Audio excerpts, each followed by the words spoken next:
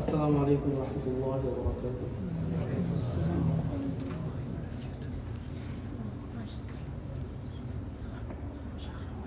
الحمد لله الحمد لله وكفى وسلام على عباده الذين اصطفى أما بعد فأعوذ بالله من الشيطان الرجيم بسم الله الرحمن الرحيم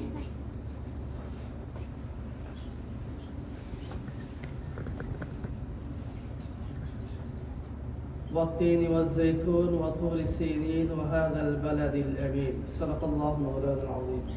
اللهم صل على سيدنا ونبينا وشفيعنا وحبيبنا ومولانا محمد صلى الله عليه وعلى آله وصحبه وبارك وسلم. সকল প্রশংসা আল্লাহ পাক রব্বুল আলামিনের জন্য জ্ঞাপন করছি, যিনি আমাদেরকে আল্লাহ পাক রব্বুল আলামিন এর জিলহজ মাস পবিত্র মাসে আমাদেরকে জুমার নামাজ পড়ার জন্য মসজিদে আসার তৌফিক দান করেছেন এবং আমাদেরকে ধারাবাহিকভাবে ইলম শিক্ষা করার তৌফিক দান করেছেন। আমরা আমাদের ধারাবাহিক ইলম শিক্ষার আলোচনা শরীয়তের বিধিবিধান সুন্নত পর্যন্ত আমরা এসেছি এবং সুন্নত দুই প্রকার, সুন্নতে মুআক্কাদা, সুন্নতে জায়েদা। সুন্নতে মুআক্কাদা ব্যাপারে আমরা জেনেছি, আলোচনা হয়ে গেছে আলহামদুলিল্লাহ। আজকে ইনশাআল্লাহ আমরা জানবো সুন্নতে জায়েদা সম্বন্ধে, সুন্নতে জায়েদার পরিচয় এবং তার কয়েকটি উদাহরণ এবং তার হুকুম। সুন্নতে জায়েদার পরিচয় এবং তার কয়েকটি উদাহরণ ও সুন্নতে জায়েদার হুকুম। তো সুন্নতে জায়েদা বলা হয় এমন সুন্নতকে, সুন্নতে জায়েদা বলা হয় এমন সুন্নতকে যেই যা হযরত নবী করিম সাল্লাল্লাহু আলাইহি ওয়াসাল্লাম এবং তার সাহাবাগণ, হযরত নবী করিম সাল্লাল্লাহু আলাইহি ওয়াসাল্লাম এবং তার সাহাবীগণ বেশিরভাগ সময় করেছেন। সুন্নতে জায়েদা এমন সুন্নতকে বলা হয় যা হযরত নবী করিম সাল্লাল্লাহু আলাইহি ওয়াসাল্লাম এবং তার সাহাবীগণ বেশিরভাগ সময় করেছেন, আবার মাঝে মধ্যে ছেড়েও দিয়েছেন। বেশিরভাগ সময় করেছেন এবং মাঝে মধ্যে ছেড়েও দিয়েছেন, ওযর ছাড়াই ছেড়ে দিয়েছেন, করেন নাই।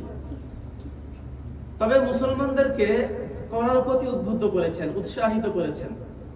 মুসলমানদেরকে করার প্রতি উদ্বুদ্ধ করেছেন, উৎসাহিত করেছেন। এটা হলো সুন্নতে জায়েদা, যা এর হুকুম হলো করলে সওয়াব আছে, না করলে কোনো গুনাহ নেই। করলে সওয়াব আছে, না করলে কোনো গুনাহ নেই। এটা হলো সুন্নতে জায়েদা। আবার বলছি, সুন্নতে জায়েদা এমন সুন্নতকে বলা হয় যা নবী করিম সাল্লাল্লাহু আলাইহি ওয়াসাল্লাম এবং তার সাহাবীগণ বেশিরভাগ সময় করেছেন, আবার মাঝে মধ্যে ছেড়েও দিয়েছেন। মাঝে মধ্যে ছেড়ে দিয়েছেন ওযর ছাড়াই, ওযর ব্যতীতই ছেড়ে দিয়েছেন। এবং মুসলমানদেরকে করার প্রতি উদ্বুদ্ধ করেছেন, উৎসাহিত করেছেন যে আমলটার প্রতি। এটা হলো সুন্নতে জায়েদা, যেটা করলে সওয়াব আছে, করলে নেক হবে, সওয়াব হবে। যদি কেউ না করে, ছেড়ে দেয়, তাহলে কোনো গুনাহ নেই, কোনো সমস্যা নেই।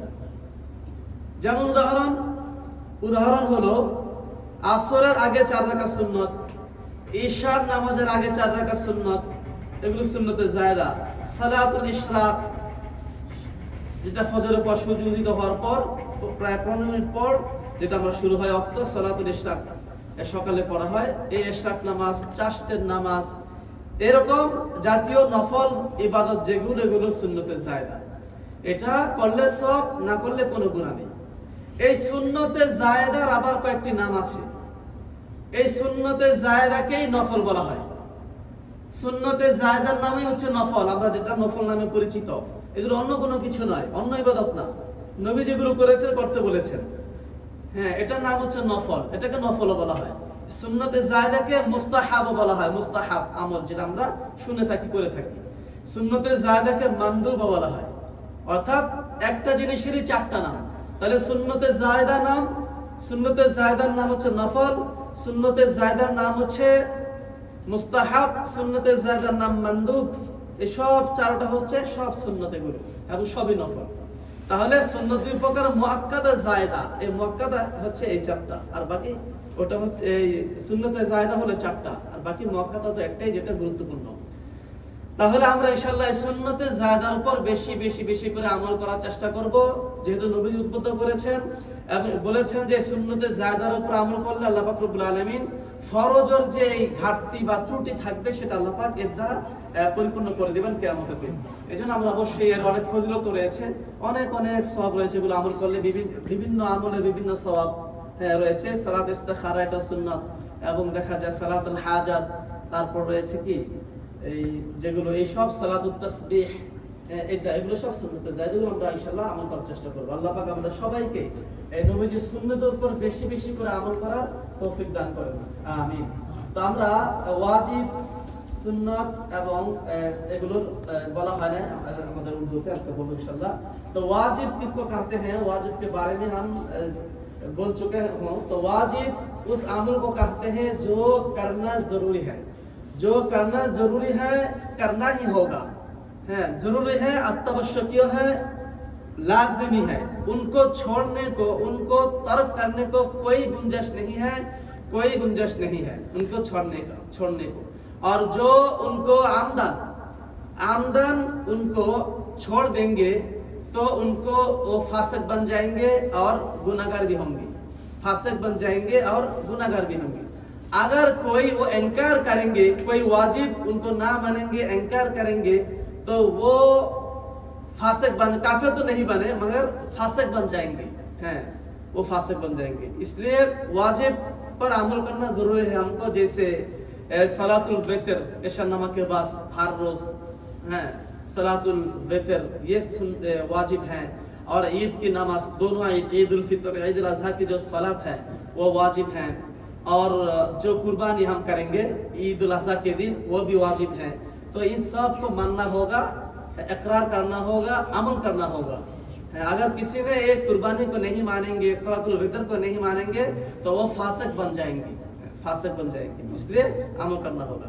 और सुन्नत जो है, सुन्नत वो दो किस्म पर है।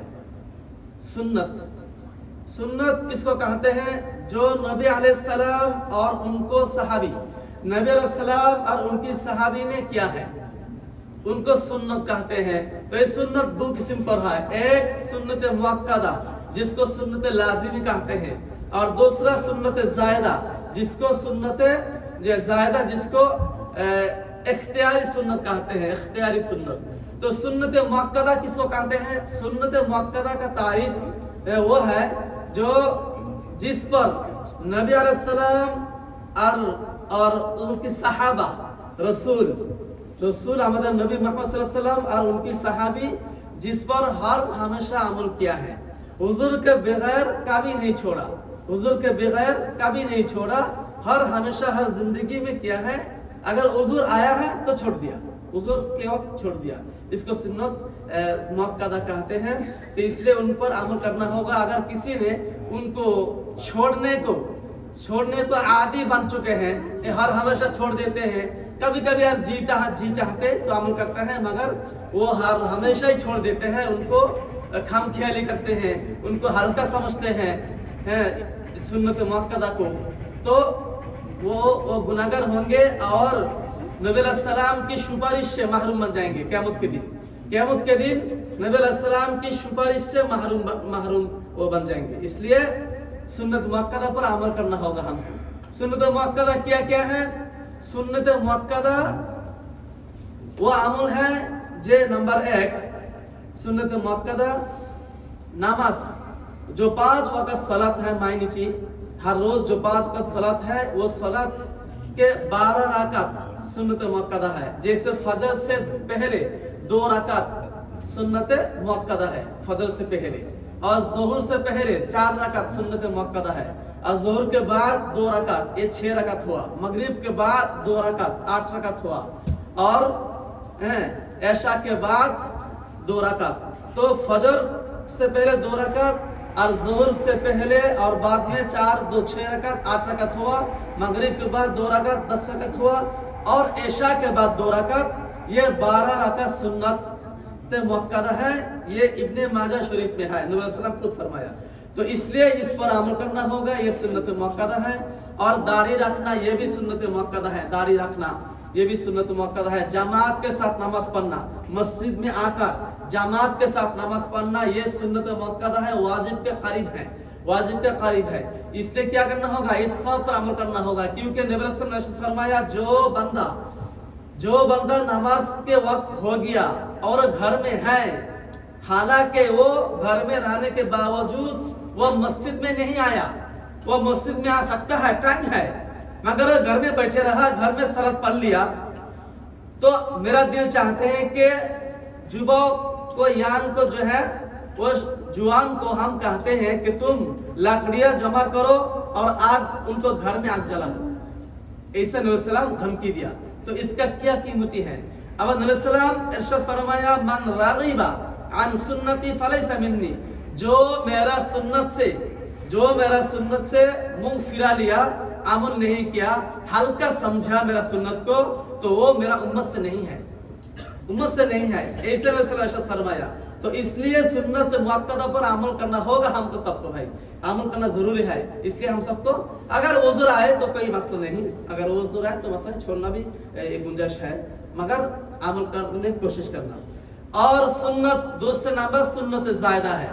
तो सुन्नत ज़ायदा क्या है? सुन्नत ज़ायदा वो सुन्नत है जिस पर नबी अलैहिस्सलाम और उनके सहाबी अक्सर टाइम पे अमल किया था, मगर कभी कभी उज़्र के बगैर ही छोड़ दिया, कोई उज़्र नहीं है, तब भी नबी अलैहिस्सलाम और सहाबा ने छोड़ दिया है।